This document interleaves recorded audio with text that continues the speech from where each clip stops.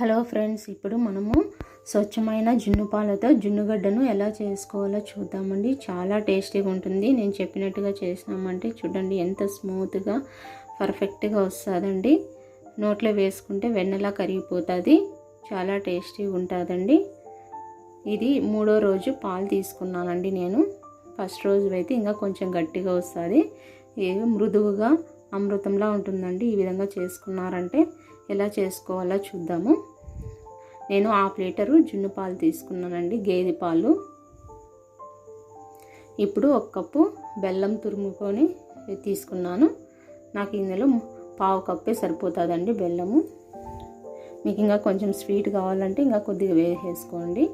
ఈ విధంగా బెల్లం కరిగే వరకు ఈ విధంగా కలుపుకోవాలి. చూడండి, ఈ విధంగా బెల్లం అంతా కరిగిపోయింది. ఇప్పుడు వెడల్పడి తట్టలాగా ఉండేది తీసుకుందాము. దీనిలోకి పాలు వడగట్టేసుకుందామండి. బెల్లంలో ఏదన్నా చెత్త ఉంటుంది కదండి, ఈ విధంగా వడగట్టుకున్నామంటే చెత్త అంతా నిలిచిపోతుంది. ఏదన్నా డస్ట్ ఉన్నా కానీ చూడండి, డస్ట్ ఉంది. ఈ విధంగా వడగట్టేసుకున్న తర్వాత కొద్దిగా ఇలాచి పౌడర్ వేసేసుకుందాము. అలాగే 1/2 టేబుల్ స్పూన్ మిరియాల పౌడర్ కూడా వేసేసుకొని బాగా మిక్స్ చేసేసుకుందామండి. ఈ విధంగా మిక్స్ చేసుకోవాలి.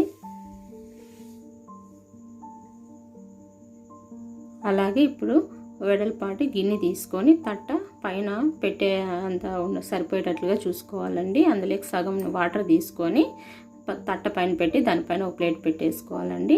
20 నిమిషాలు ఉంటే సరిపోతుంది. చూడండి, ఈ విధంగా పెట్టినామంటే అతుక్కోకుండా ఉంటే అయిపోయినట్టే జున్ను. ఇప్పుడు స్టవ్ ఆఫ్ చేసుకొని చల్లారి పెట్టుకొని ఈ విధంగా కట్ చేసేసుకుందాం. షేప్ మన ఇష్టం అండి, ఏ విధంగా అయినా కట్ చేసుకోవచ్చు. చాలా ఈజీగా తయారు చేసేసుకోవచ్చు అండి జున్నుని. ఇప్పుడు ఈ విధంగా కట్ చేసుకుందాము. జున్ను పాలలో చాలా మంచి విటమిన్స్ ఉంటాయండి. తీసుకోవడం వల్ల చాలా మంచిది.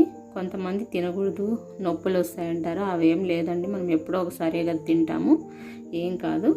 చాలా టేస్టీగా ఉంటుంది. చూసారా ఎంత మృదువుగా ఉందో, సాఫ్ట్గా. అంతే అండి, జున్ను రెడీ అయిపోయింది.